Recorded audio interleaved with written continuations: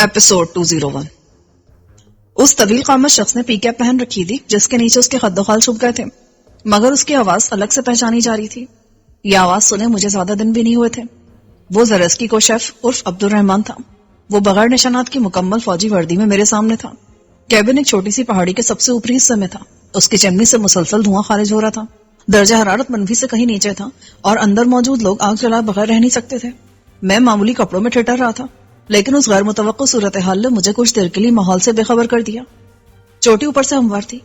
مجھے فتح خان نے شہلا کا چارہ ڈال کر پکڑا اور پھر نامعلوم لوگوں کے حوالے کر دیا۔ وہاں میری ملاقات نادر علی سے ہوئی۔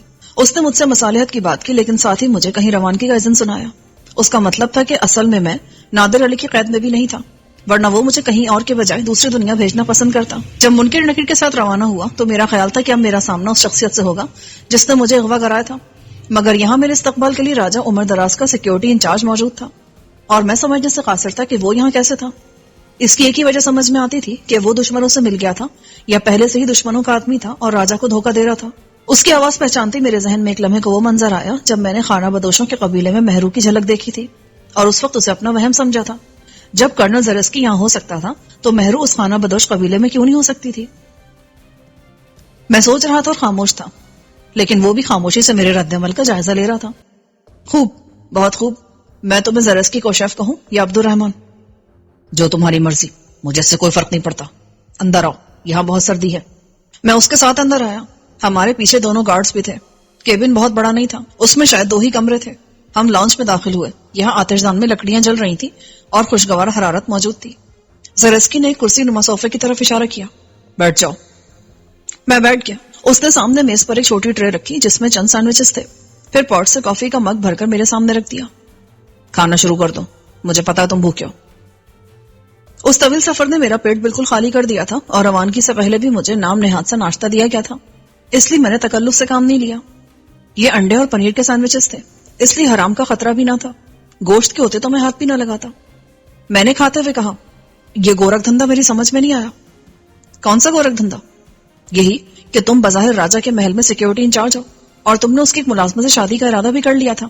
یہ ملازمہ فتح خان کے ہاتھوں عبرتناک حالات سے گزری تھی، اور اس کی زندگی بچانے میں ایک کردار میرا بھی تھا۔ اس لحاظ سے تمہیں فتح خان کا جانی دشمن ہونا چاہیے تھا۔ یہ پرانی بات ہو چکی ہے، اس نے سپاٹ لہجے میں کہا۔ غالباً یہاں اسے مہرو کا ذکر پسند نہیں آیا تھا، لیکن دوسری طرف مجھے اسی فتح خان نے باقاعدہ جال بچھا کر پکڑا اور میرے ایک اور جانی دشمن نادر علی کے حوالے کر دیا۔ اس نے حیرت انگیز سلوک کرتے ہوئے مجھے اس دنیا سے رخصت کرنے کے بجائے اس گاڑی میں بند کر کے روانہ کیا۔ میں توقع کر رہا تھا کہ میں اس شخص سے ملوں گا جو سارے چکر کے پیچھے ہے، تو میرا سامنا تم سے ہو گیا۔ اب میں سے کیا سمجھوں؟ میرے ساتھ آنے والے دونوں کمانڈوز اسی مستعدی سے کیبن میں 2 الگ الگ جگہوں پر موجود تھے۔ وہ پوری طرح چوکس تھے۔ زرسکی کے علاوہ کوئی دوسرا کیبن میں مجھے نظر نہیں آیا۔ وہ یقیناً اکیلا تھا۔ اس نے میرے سوالوں کا جواب دینے کے بجائے اٹھ کر اپنے لیے ووڈکا کی بوتل سے ایک جام بنایا اور دوبارہ آ کر میرے سامنے بیٹھ گیا۔ اس نے ایک چسکیلی اور کھردری آواز میں بولا، تمہارا کیا خیال ہے؟ کوئی خیال نہیں۔ دشمنوں کی چین میں تمہاری موجودگی بتا رہی ہے کہ تم کس طرف ہو، اور اب تک ہمیں دھوکہ دیتے آئے تھے۔ یہ غلط ہے۔ میں نے راجہ صاحب کو دھوکہ نہیں دیا اور نہ ہی انہیں کو نقصان پہنچایا۔ میں کبھی ان کا وفادار رہا ہی نہیں تھا، اس لیے میرے ضمیر پر کوئی بوجھ نہیں ہے۔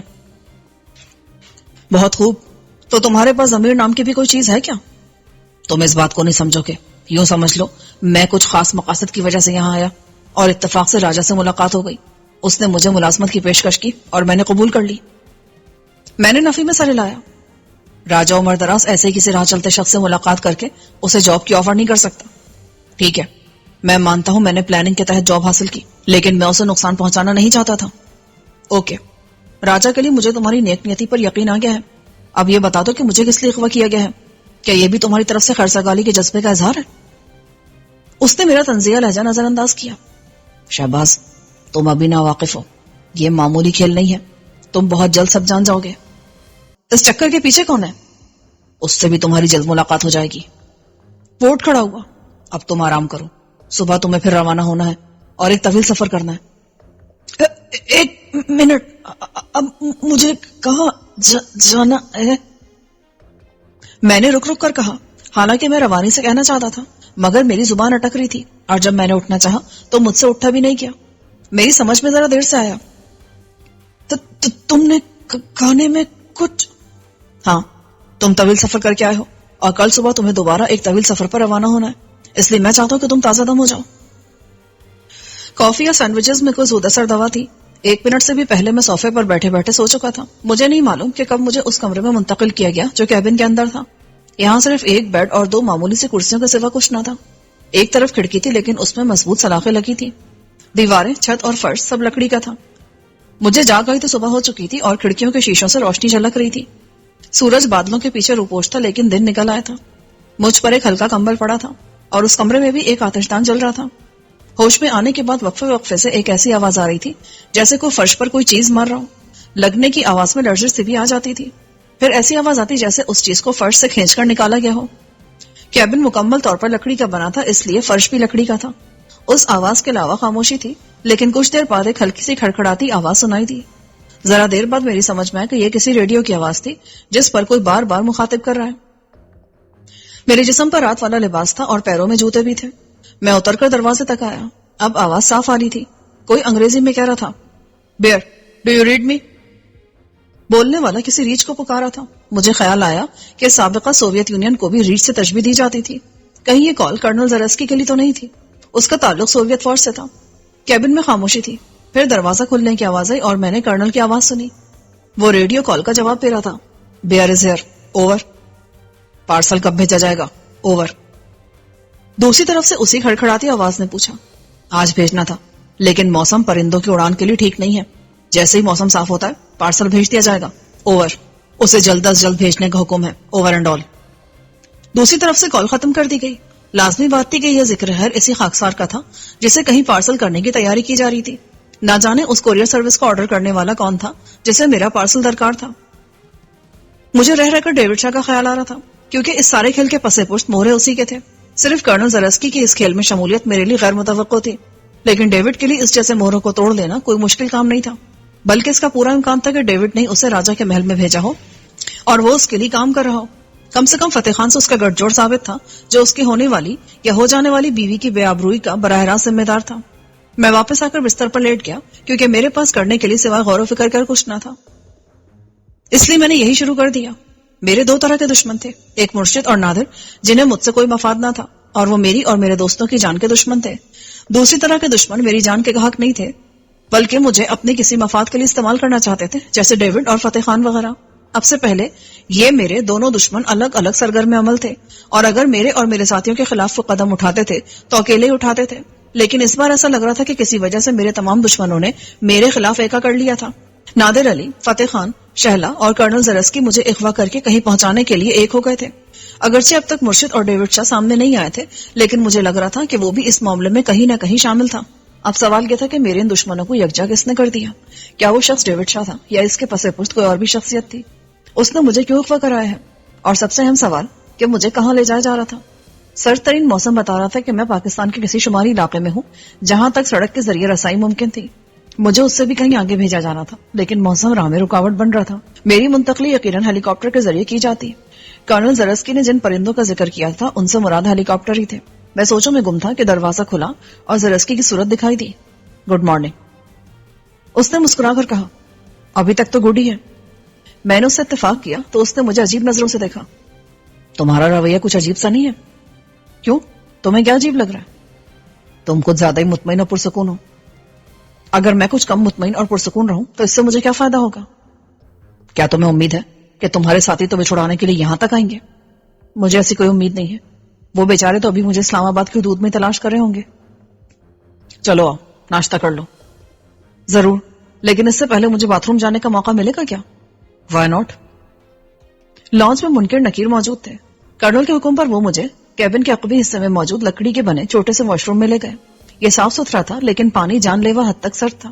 نہ جانے انہوں نے کس طرح سے پانی کی شکل میں رکھا تھا، ورنہ اسے تو برف بن جانا چاہیے تھا۔ میں واپس آیا تو میرا حشر ہو گیا تھا۔ اتنا سرد پانی میں نے زندگی میں پہلی بار محسوس کیا تھا، اور واپس آنے کے بعد میں تقریباً 10 منٹ آتش دان کے سامنے ہاتھ سیکتا رہا، تب کہیں جا کر حالت نارمل ہوئی تھی۔ اس بار بھی کھانے میں سینڈوچز اور کافی تھے۔ مجھے بھوک لگ رہی تھی اور نہ کھانے کا سوال ہی پیدا نہیں ہوتا تھا۔ اگر وہ مجھے کھانے میں نیند کی دوا دے رہا تھا اور میں نہ کھاتا تو وہ مجھے کسی دوسرے طریقے سے بھی سلا سکتا تھا۔ کرنل اپنی کرسی پر بیٹھا تھا، اس کے پاس ہی فرش میں ایک چھوٹا سا چاقو گڑا تھا۔ وہ شاید چاقو فرش پر مارنے کا شغل کر رہا تھا۔ آواز اسی کی تھی۔ منکر نکیر رات بھر آرام کے بعد بالکل تازہ دم اور چوکس نظر آ رہے تھے۔ صورت سے وہ وسط ایشیائی لگ رہے تھے۔ ممکن ہے ان کا تعلق براہ راست کرنل زرسکی سے ہو۔ کہ تمہارے آدمی ہیں؟ ہاں، یہ میری یونٹ میں رہے ہیں، میرے ساتھیاں ہیں۔ تم ایک پلان کے تحت راجا تک آئے تو کسی کے پیرول پر تو ہو گئے؟ تمہیں جلد پتہ چل جائے گا۔ سینڈوچز سے فارغ ہو کر میں نے کافی کا مگ سنبھالا۔ یہ جگہ کہاں ہے؟ چترال میں ایک جگہ ہے۔ میں حیران رہ گیا۔ بے شک میں نے کوئی 12-13 گھنٹے سفر کیا تھا، لیکن اتنی جلدی چترال تک رسائی آسان نہیں ہے، اور وہ بھی اگر لواری ٹنل کھلی ہو۔ لیکن یہ سفر 16-17 گھنٹے سے پہلے طے نہیں ہوتا۔ بس تو 2 دن سفر کرتی ہے۔ اس کا مطلب تھا انہوں نے غیر معمولی رفتار سے ڈرائیونگ کی تھی۔ اس اطلاع نے مجھے حیرانی نہیں، فکر مند بھی کر دیا۔ چترال پاکستان کے انتہائی شمال میں چین اور افغانستان کی پٹی کے ساتھ واقع ہے۔ یہ نہایت دشوار گزار پہاڑی سلسلہ ہے جو آگے جا کر سطح مرتفع پامیر سے جا ملتا ہے۔ یہاں سال کے 6 مہینے برف جمی رہتی ہے اور ہر قسم کی آمد و رفت بند ہوتی ہے۔ باقی 6 مہینوں میں برف نہیں ہوتی، لیکن آمد و رفت پھر بھی دشوار رہتی ہے۔ اس سے آگے صرف چین اور افغانستان تھے۔ مجھے بھلا آگے کہاں بھیجا جا رہا تھا؟ یہ جاننے کے بعد کہ کرنل کسی کے لیے کام کر رہا تھا، اس کی میری نظر میں نادر علی اور فتح خان جیسی اہمیت نہیں رہی تھی، اور نہ اس کی اہمیت رہی تھی کہ وہ راجا سے غداری کر رہا ہے۔ اہمیت اس شخص کی تھی جس نے مجھے کہیں منگوایا تھا۔ میں اب تک سکون سے تھا، لیکن یہ جاننے کے بعد کہ مجھے چترال سے کہیں آگے بھیجا جا رہا ہے، میں فکر مند ہو گیا۔ اب مجھے کچھ کرنا تھا۔ اگر اس معاملے میں ڈیوڈ شاہ ملوث تھا، تب بھی مجھے ملک سے باہر بلوانے کی کیا ضرورت تھی؟ وہ مجھ سے پاکستان میں ملاقات کر سکتا تھا۔ میں نہتا تھا اور میرے تینوں دشمن پوری طرح مسلح تھے۔ منکر نکیر کے پاس مولک شاٹ گن تھی، جبکہ کرنل کے پاس بھی سروس پستول دکھائی دے رہا تھا۔ اس کا انداز بہت پرسکون اور دھیما تھا، لیکن مجھے یقین تھا کہ اندر سے وہ بھی پوری طرح چونکنا ہے۔ اس کے آدمیوں کے بارے میں مجھے شک نہیں تھا کہ میری کسی بھی حرکت کے نتیجے میں وہ مجھے شوٹ کرنے سے گریز نہیں کریں گے۔ صرف ایک خیال امید افزا تھا کہ انہیں مجھ کو گرفتار کر کے کہیں پہنچانا تھا، اور ظاہر زندہ پہنچانا تھا۔ مجھے مارنے کے لیے کسی کو اتنا تردد کرنے کی ضرورت نہیں تھی، اس لیے یہ خیال بھی تھا کہ وہ مجھے مارنے سے ہر ممکن گریز کریں گے۔ کرنل زرسکی اپنی سیٹ پر کسی قدر آرام سے پھیل کر بیٹھ گیا تھا۔ اس کے دونوں آدمی کچھ دیر تو کھڑے رہے، پھر وہ بھی اپنی اپنی جگہوں پر بیٹھ گئے۔ انہوں نے شارٹ گنیں اپنے پاس زمین پر رکھ لی۔ کرنل سمیت وہ تینوں اچانک ریلیکس نظر آنے لگے۔ مجھے لگا جیسے قدرت نے مجھے یہ موقع دیا ہے۔ اگر میں کرنل پر قابو پا لیتا اور اس سے پستول چھین کر اسے ارغمال بنا لیتا، تو اس کے آدمی یقیناً ہتھیار ڈالنے پر مجبور ہو جاتے۔ میں نامحسوس طریقے سے اپنے جسم کو اس پوزیشن میں لانے لگا کہ ایک ہی جسم میں کرنل پر جا پڑوں جو مجھ سے کوئی 4 فٹ کی دوری پر تھا۔ ایک بار اس پر گرنے کے بعد اس کے آدمی مجھ پر گولی چلانے کی جرات نہیں کر سکتے تھے، لیکن یہ بھی ممکن تھا کہ کرنل میری توقع سے زیادہ پھرتیلا ثابت ہو اور وہ خود کو میرے حملے سے بچا لیتا اور خود ہی مجھے ناک آؤٹ کر دیتا۔ اپنے انداز سے وہ کوئی کمانڈو قسم کی چیز لگتا تھا، اور عین ممکن تھا فوج میں وہ اسپیشل گروپ میں ہو۔ اگر وہ مجھ پر قابو پا لیتا تب بھی اس کا امکان کم تھا کہ وہ مجھے شوٹ کر دے گا۔ ہاں، وہ مجھے بے ہوش کر کے یا بے بس کر کے رکھ سکتا تھا۔ سارے امکانات ذہن میں رکھتے ہوئے میں نے چانس لینے کا فیصلہ کیا اور اچانک ہی کرنل پر چھلانگ لگائی، لیکن اس کے بعد جو ہوا وہ میں ساری عمر فراموش نہیں کر سکوں گا۔ بظاہر تو میں نے چیتے کی طرح چھلانگ لگائی تھی اور مجھے یقین تھا کہ میں کرنل پر اس کی بے خبری میں لینڈ کروں گا، مگر ہوا یہ کہ میں کچھوے کسی سستی سے کرسی سے اٹھا۔ یہ بالکل ایسا سین تھا جیسے کرکٹ میچ میں الٹرا سلومو میں دکھاتے ہیں۔ میرا جسم سست روی سے میرا ساتھ دے رہا تھا، جبکہ میرا ذہن اس سے کہیں آگے تھا۔ میرے خیال میں مجھے سیکنڈ کے ایک تہائی حصے میں کرنل پر جا گرنا تھا، لیکن میں تیسرے سیکنڈ میں کرسی سے کھڑے ہونے کے بعد ڈگمگا رہا تھا، جیسے سوچ رہا ہوں کہ آگے گروں یا پیچھے۔ میرا جسم کسی شرابی کی طرح ڈول رہا تھا، جبکہ ذہن پوری طرح چوکس تھا۔ بالآخر وہ منہ کے بل سامنے گرا اور میرے سر سے ذرا آگے کرنل کے پاؤں تھے۔ میں سمجھنے سے قاصر تھا کہ میرے ساتھ ہوا کیا ہے۔ کیا مجھے کھانے میں پھر کوئی بے ہوشی کی دوا دی گئی تھی اور اس کا اثر اب ہو رہا تھا؟ میں نے اٹھنا چاہا تو میرا خیال تھا کہ اب مجھ سے اٹھا نہیں جائے گا، مگر میں اٹھ گیا۔ مشکل نہیں ہوئی، مگر انداز وہی تھا، الٹرا سلو موشن والا۔ اسی طرح میں دھیرے دھیرے کھڑا ہو گیا۔ مجھے نہ تو کوئی مشکل ہوئی اور نہ کسی ناتوانی کا احساس ہوا۔ مجھے چکر بھی نہیں آ رہے تھے، اور میں پہلے بھی اس وجہ سے گرا تھا کہ میں نے جسم کے رد عمل سے زیادہ کام لینے کی کوشش کی تھی۔ کرنل میرے بالکل سامنے کرسی پر آرام سے بیٹھا تھا اور مجھے کسی قدر تمسخرانہ نظروں سے گھور رہا تھا۔ اس نے کچھ بولنے کی کوشش نہیں کی۔ چند قدم پیچھے ہٹ کر میں دوبارہ کرسی پر بیٹھ گیا اور کرنل کی طرف دیکھا۔ یہ سب کیا ہے؟ میرا خیال تھا کہ میرے منہ سے الفاظ بھی سست روی سے یا ٹوٹ ٹوٹ کر نکلیں گے، مگر بولنے میں بالکل ٹھیک تھا۔ ایک دوا کا معمولی سا ڈوز ہے۔ یہ دوا جسم پر کوئی نیگیٹو اثر نہیں ڈالتی، سوائے اس کے کہ دماغ کے احکامات کی رفتار سست کر دیتی ہے، کہ جسم کے متعلقہ حصوں تک سستی سے پہنچتے ہیں اور نتیجے میں جسم سست رد عمل دیتا ہے، جیسا کہ تمہارے ساتھ ہو رہا ہے۔ کرنل نے نہایت چالاکی سے کام لیا تھا۔ اس نے مجھے سلانے کی بجائے یہ حربہ استعمال کیا تھا۔ میں نے کرنل سے پوچھا نہیں کہ اس دوا کا اثر کتنی دیر رہے گا۔ اس کا اندازہ مجھے خود ہو جاتا جب میرا جسم میرے قابو میں آ جاتا۔ لاؤنج میں مجھے وہ ریڈیو نظر نہیں آیا جس پر کرنل نے کسی سے بات کی تھی. جب تمہارے پاس ان جیسے تربیت یافتہ آدمی ہے تو تم نے فتح خان کے نادر علی کی مدد کیوں حاصل کی؟ میں نے منکر نکیر کی طرف اشارہ کیا. وہ چونکا. نادر علی؟ یہ کون ہے؟ اس بار میں چونکا. تم نادر علی کو نہیں جانتے؟ مرشد علی کا بھائی. میں مرشد کو جانتا ہوں، اس کے بھائی کا نام پہلی بار سنا ہے، لیکن تمہارے اخوا میں وہ کہاں سے آ گیا؟ یہ تمہارے گرگے جانتے ہیں، جہاں مجھے رکھا گیا تھا وہاں نادر علی مجھ سے ملنے آیا تھا، یہی دونوں اس کو گارڈ کر رہے تھے. کرنل نے سوالیہ نظروں سے ان کی طرف دیکھا تو ان میں سے ایک بولا، ہم اس بارے میں کچھ نہیں جانتے، تم نے ہماری کمان فتح خان کے ہاتھ میں دی تھی، ہم اس کے کہنے پر عمل کر رہے تھے. تم اس ویل چیئر والے کو نہیں جانتے؟ میں نے کہا. اس نے نفی میں سر لایا. فتح خان نے کہا تھا وہ تم سے بات کرے گا اور ہمیں اس کی حفاظت کرنی ہے، وہ باہر سے آیا تھا اور تم سے مل کر چلا گیا. کرنل کی پیشانی کی شکلیں بتا رہی تھی کہ یہ بات اس کی توقع کے خلاف تھی. شاید اس نے فتح خان کی خدمات حاصل کی تھی اور فتح خان نے اس کے علم میں لائے بغیر نادر علی کو مجھ سے ملاقات کا موقع دیا. اب میری سمجھ میں آیا کہ وہ اتنا بے بس کیوں تھا اور پاگل کتے کی طرح غرانے اور بھونکنے کے بجائے شرافت سے کیوں بات کر رہا تھا. ظاہر ہے فتح خان نے اسے صرف مجھ سے ملاقات کی اجازت دی تھی، وہ مجھے انگلی لگانے کا مجاز بھی نہ تھا. میں نے اچانک کہا، کرنل مہرو کہاں ہے؟ وہ چونکا. تمہیں اس سے کیا کہ وہ کہاں ہے؟ میرا مطلب ہے کہ وہ راجا کے محل میں تو نہیں ہوگی؟ ظاہر ہے. اب اس کا وہاں کیا کام؟ گویا وہ پوری طرح تمہارے ساتھ مل گئی ہے. وہ میری بیوی ہے اور اسے میرے ساتھ ہی ہونا ہے. کرنل نے بات ختم کرنے کے انداز میں کہا، لیکن اس کی بات نے میرے اندر ایک نئی سوچ کا دروازہ کھول دیا. مہرو راجا کے محل میں نہیں تھی. فتح خان کے سابق ٹھکانے کی طرف جاتے ہوئے میں نے خانہ بدوشوں کے درمیان جس عورت کی جھلک دیکھی تھی، کیا مہرو وہی تھی اور کسی خاص وجہ سے وہاں موجود تھی؟ فتح خان اور کرنل کے گٹھ جوڑ کے بعد مجھے اب سب کچھ ممکن نظر آ رہا تھا. کرنل نے مشکوک لہجے میں پوچھا، تم اس کے بارے میں کیوں پوچھ رہے ہو؟ وہ کچھ دن میرے ساتھ رہی ہے، میں نے اس کی جان بچائی تھی اس لیے پوچھ لیا، ورنہ تمہاری بیوی سے مجھے کیا مطلب؟ وہ مطمئن ہو گیا. کیبن کے باہر موسم بدستور سرمئی اور سرد تھا. ہوائیں برف کے ٹکڑے اڑا کر کھڑکی کے شیشوں سے ٹکراتی تو ان کی شدت کا اندازہ ہوتا. فی الحال موسم میں بہتری کے آثار نظر نہیں آ رہے تھے اور اس لیے میری روانگی کے بھی آثار نظر نہیں آ رہے تھے. کرنل نے چالاکی سے کام لیا تھا. اس نے مجھے معمولی گرم کپڑوں میں رکھا جو کیبن کی حد تک گزارے کے لائق تھے، لیکن اگر میں کیبن سے نکل جاتا تو چند گھنٹوں میں سردی مجھے جما کے رکھ دیتی اور میں دنیا سے غائب ہو جاتا. یہ اس کی احتیاطی تدبیر تھی، ورنہ آدمی فرار ہونے کا ارادہ کر لے تو دنیا کی کوئی جیل اسے روک نہیں سکتی.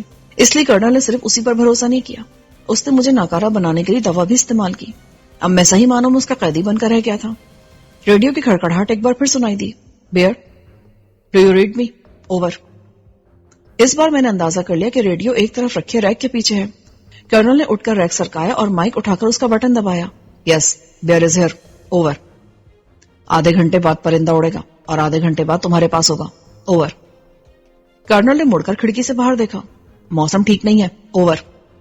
موسم دوپہر کے بعد مزید خراب ہوگا، اس لیے پارسل کی منتقلی کا فیصلہ کر لیا گیا ہے. اوور. کرنل نے سوچا اور شانے اچکا دیے. Okay, over and all. مجھے دوران گفتگو ریڈیو کی جھلک دکھائی دی تھی. یہ فوجی نوعیت کا طویل فاصلوں اور ہر موسم میں کام کرنے والا ریڈیو تھا. دوسری طرف سے ہیلی بھیجنے کا فیصلہ کیا گیا تھا اور کرنل کو سنا دیا گیا تھا. اگرچہ وہ اس کے حق میں نہیں تھا، مگر دوسری طرف اس کے بھی آقا تھے، اس لیے وہ ان کے فیصلوں کو رد نہیں کر سکتا تھا. آخر وہ کون تھا اور میرے لیے اتنا بےتاب کیوں تھا؟ کرنل نے اپنے آدمیوں کی طرف دیکھا. جا کر چاپر کے لیے جگہ صاف کرو. انہوں نے ہتھیار اٹھائے اور خاموشی سے باہر نکل گئے. کرنل میرا دشمن نہیں تھا، وہ ایک پروفیشنل تھا. جو کام لیتا اسے بہترین طریقے سے انجام دیتا تھا. اسے مجھے کہیں پہنچانے کا ٹاسک دیا گیا تھا اور اس نے یہ کام تقریباً کر لیا تھا. وہ میرے بارے میں اچھی طرح جانتا تھا کہ میں کتنا خطرناک آدمی تھا، لیکن ساتھ ہی اسے معلوم تھا کہ میں خودکشی نہیں کر سکتا. میں آخر تک لڑنے اور کبھی ہمت نہ ہارنے والا انسان تھا، اس لیے اس نے مجھے قابو میں رکھنے کی بہترین حکمت عملی اپنائی تھی. اس نے کسی بھی مرحلے پر مجھے ڈیگریڈ کرنے کی کوشش نہیں کی اور نہ ہی میرے ساتھ کوئی برا سلوک کیا. میرے دوسرے دشمنوں کے مقابلے میں اس کا رویہ خاصا بہتر تھا، لیکن اس کا مطلب یہ نہیں تھا کہ وہ مجھے کسی قسم کی رعایت دیتا. اگر میں فرار کی کوشش کرتا تو وہ بے دریغ اپنے ہتھیار استعمال کرتا، اور اگر میں اس کے ہاتھ سے نکلنے لگتا تو وہ مجھے شوٹ کر دیتا. مجھے اپنے ساتھیوں کی فکر ہو رہی تھی. میرے ساتھ 3 افراد اور تھے، ان کو بھی اغوا کیا گیا ہے. ان کے بارے میں فتح خان بہتر جانتا ہوگا. میں نے صرف تمہیں لانے کو کہا تھا. اس نے تمہارے ساتھیوں کے ساتھ کیا کیا میں اس سے بے خبر ہوں. وسیم اور اس کے آدمیوں کا فتح خان کے پاس بھی کوئی مصرف نہیں تھا، اس لیے امکان یہی تھا کہ اس نے انہیں قید میں رکھنے یا مار ڈالنے کے بجائے چھوڑ دیا ہوگا. دوسری صورت میں اسے معلوم تھا کہ وہ کہیں بھی چین سے نہیں بیٹھ سکے گا. میرے ساتھی ایک انتقامی جذبے کے ساتھ اس کے پیچھے پڑ جائیں گے. گیس کا شکار ہونے سے پہلے میں نے عبداللہ کو بتا دیا تھا کہ یہ کام فتح خان کا ہے، اس لیے میرے ساتھی اب بھی اس کے پیچھے ہوں گے۔ اس لیے فتح خان ایسا کوئی کام نہیں کر سکتا تھا کہ ایک بار میرے یا میرے ساتھیوں کے ہاتھ آنے کے بعد اس کی گلو خلاصی ناممکن ہو جائے۔ دوسری صورت میں وہ ایک دوسرے کو رعایتیں دیتے رہتے تھے۔ تمہارا فتح خان سے رابطہ کیسے ہوا؟ میرا اس سے براہ راست رابطہ نہیں ہے، بلکہ مجھے بتایا گیا کہ وہ تمہیں اغوا کرنے کا کام کرے گا اور اس کے بعد میرے آدمی کے حوالے کر دے گا۔ کرنل نے ایک بار پھر دامن بچانے والے انداز میں کہا، جبکہ مجھے یقین تھا کہ وہ جھوٹ بول رہا ہے۔ پھر بھی تم نے اپنے آدمی کو اس کے پاس بھیجا ہوگا۔ پھر بھی تم نے اپنے آدمی کو اس کے پاس تو بھیجا ہوگا، تو اس سے رابطہ کیا ہوگا نا؟ اس کی ضرورت نہیں تھی، میرے اوپر والوں نے تمام معاملات طے کر دیے تھے۔ میرے آدمی گئے اور تمہیں یہاں لے آئے۔ جہاں مجھے لے جایا جا رہا ہے کیا تم بھی وہاں چلو گے؟ نہیں، مجھے واپس جانا ہے۔ اس نے کھڑکی سے باہر جھانکا۔ تیار ہو جاؤ، چاپر آ گیا ہے۔ بند کیبن میں باہر کی آوازوں کا پتہ نہیں چل رہا تھا۔ اس نے ذرا سا دروازہ کھول کر باہر جھانکا تو تیز ہوا کے ساتھ واضح طور پر ہیلی کاپٹر کا شور بھی اندر تک آیا تھا۔ وہ دروازہ بند کر کے پلٹا تو میں کرسی پر واپس بیٹھ رہا تھا۔ اس نے مشکوک نظروں سے مجھے گھورا۔ کیا ارادہ ہے؟ ارادہ تو یہ کہ آتش دان کی سلاخ تمہارے سر پہ رسید کر دوں، لیکن افسوس جتنی دیر میں یہ کام کروں گا تم مجھے اس دوران میں 4 بار ناک آؤٹ کر چکے ہوگے، اور میں ناک آؤٹ نہیں ہونا چاہتا، اس لیے دوبارہ بیٹھ گیا۔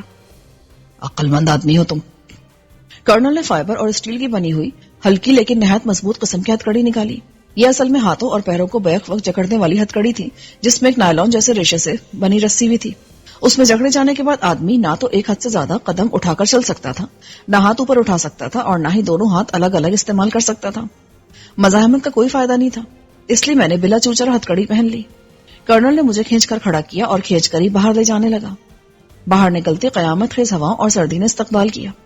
کیبن سے ذرا نیچے ایک کھلی جگہ ہیلی کھڑا تھا اور اس کے پنکھے بدستور حرکت میں تھے۔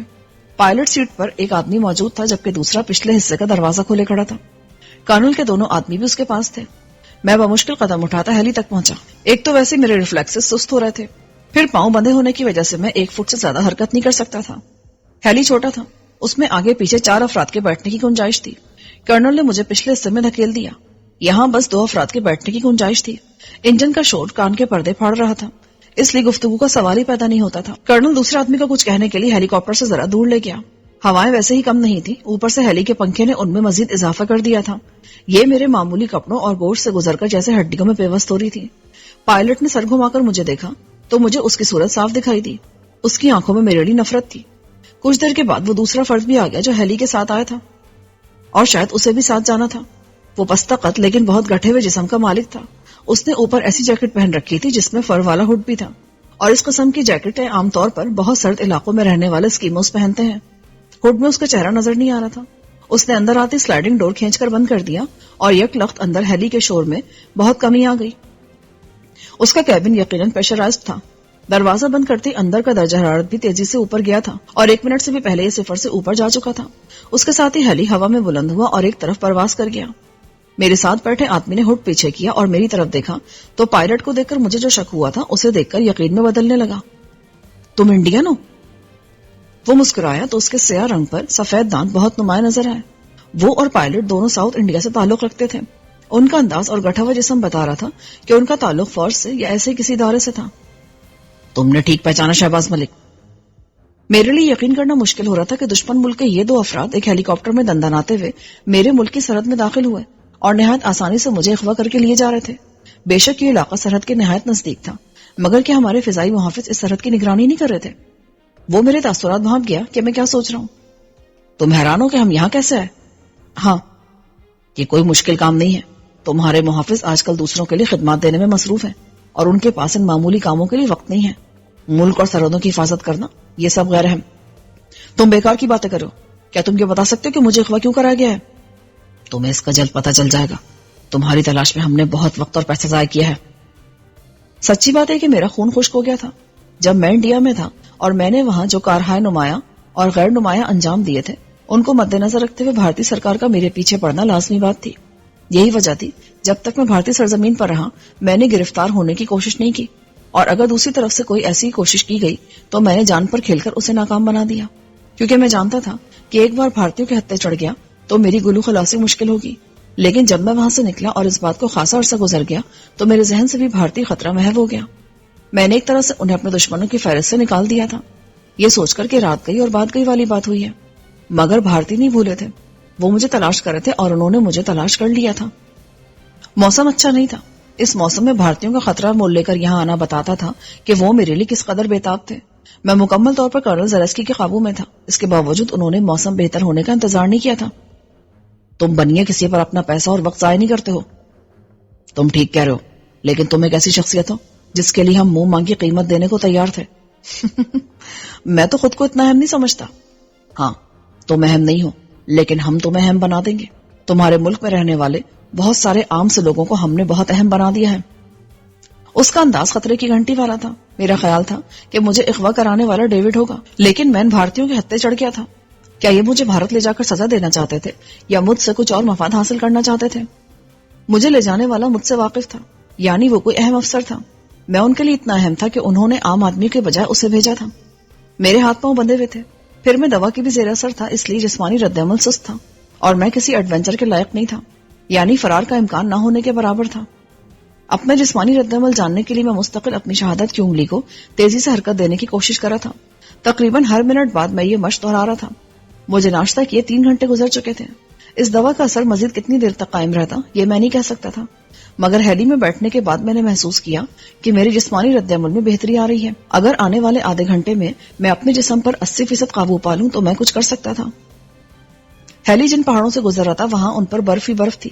میرا خیال تھا ہم پاکستان کی سرحد عبور کر کے افغانستان میں داخل ہو گئے تھے، کیونکہ کرنل جس کیبن میں تھا وہ سرحد کے پاس ہی ہوگا۔ بھارتی اتنے دلیر نہیں تھے کہ میرے ملک کی سرحدوں میں ایک حد سے زیادہ دیوانہ وار گھس آتے۔ وہ مجھے لے کر 10 منٹ سے بھی پہلے سرحد کے دوسری طرف جا چکے تھے۔ اب ہیلی بلندی پر آ گیا تھا اور زیادہ تیز رفتاری سے پرواز کر رہا تھا۔ یہ نیم فوجی ساخت کا ہیلی کاپٹر تھا جو بلندی پر تیز رفتاری سے اڑنے کے لیے ڈیزائن کیا گیا تھا۔ اس میں اسلحے کی گنجائش نہیں تھی، یعنی یہ نہتا تھا اور معمولی سا گن شپ بھی اسے مار گرا سکتا تھا۔ اس لیے بھارتیوں کی کوشش تھی کہ جلد از جلد پاکستان کی فضائی حدود سے نکل جائیں۔ کچھ دیر کے بعد ہیلی کی بلندی کم ہونے لگی کیونکہ اونچی پہاڑیاں ختم ہو گئی تھیں اور اب ہلکا پہاڑی علاقہ شروع ہو گیا تھا۔ میں جہاں بیٹھا تھا یہاں سے ہیلی کی فلائنگ پینل صاف دکھائی دے رہا تھا۔ الٹیمیٹر 3000 میٹرز کی بلندی ظاہر کر رہا تھا اور بتدریج اس میں کمی آتی جا رہی تھی۔ جہاں سے ہیلی کاپٹر وادیوں سے بلند ہوا تھا وہاں سے افغانستان شروع ہو گیا تھا اور ان لوگوں کو دیکھ لیے جانے اور گرائے جانے کا خطرہ نہیں رہا تھا۔ جب بلندی کم ہونے لگی تو میرے خیال میں داخان کا حصہ بھی گزر گیا تھا اور اب آگے میدان آنے والے تھے۔ ہیلی تاجکستان میں داخل ہو چکا تھا کیونکہ اس سے آگے یہی ملک پڑتا تھا۔ 10 منٹ بعد پہاڑی علاقہ ختم ہو گیا اور نیچے اب ناہموار میدان تھا۔ ہم یقینی طور پر تاجکستان یا شمالی افغانستان میں تھے۔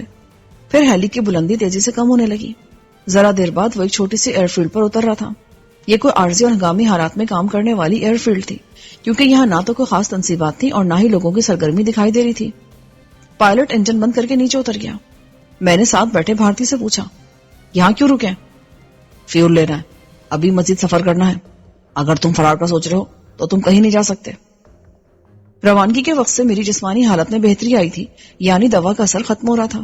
جس وقت یہ ہیلی کرنل زلیسکی کی کیبن کے باہر آ کر اترا تھا اور وہ اسے دیکھنے گیا تھا تو میں نے موقع سے فائدہ اٹھا کر کرنل کا فرش میں گڑا ہوا چاقو نکال کر جیب میں رکھ لیا تھا اور واپس بیٹھ رہا تھا کہ اس نے دیکھ لیا، مگر اس نے شک نہیں کیا۔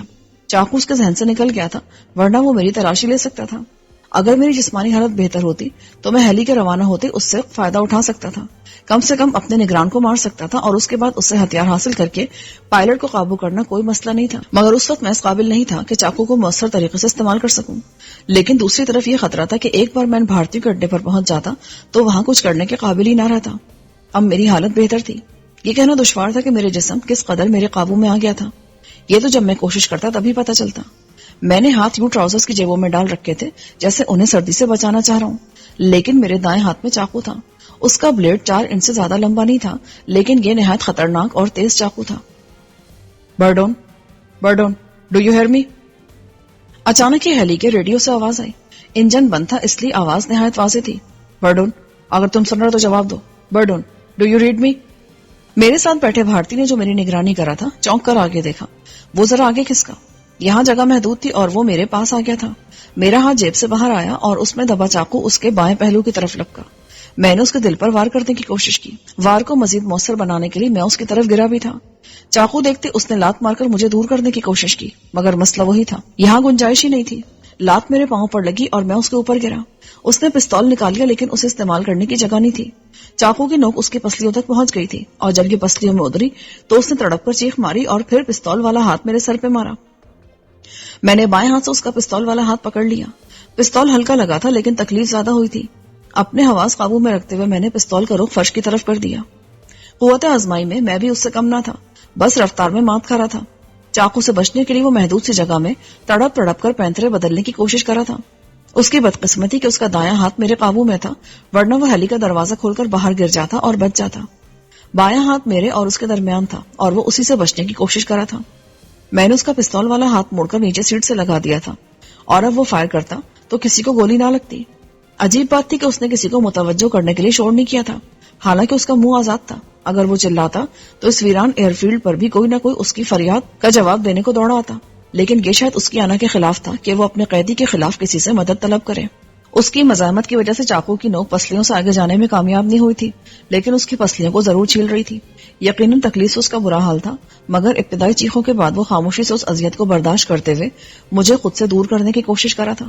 اسے معلوم تھا مجھے ایک لمحے کی مہلت بھی مل گئی تو میں چاقو اس کے دل میں اتار دوں گا اور وہ مر جائے گا. اس کا سارا آزاد تھا. وہ کئی بار مجھے سر سے ٹکر مار چکا تھا. میں اس کے وار ناکام بنا رہا تھا. وہ اذیت میں تھا. چاقو نے اسے کچھ اور چھیلا تو اس نے کرہا کر مجھے اپنی زبان کی کلاسیکل گالیوں سے نواز دیا. وہ ساؤتھ انڈیا کی کوئی مقامی زبان بول رہا تھا.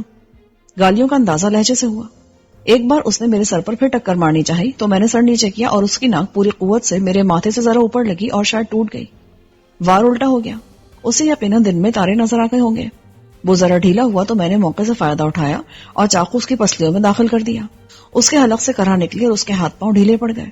اس کے سست پڑتے میں نے پے در پہ وار کیے اور ان میں سے کم ایک اس کے دل میں اتر گیا تھا. اس کے منہ سے آخری کرہا نکلی اور وہ ساکت ہو گیا.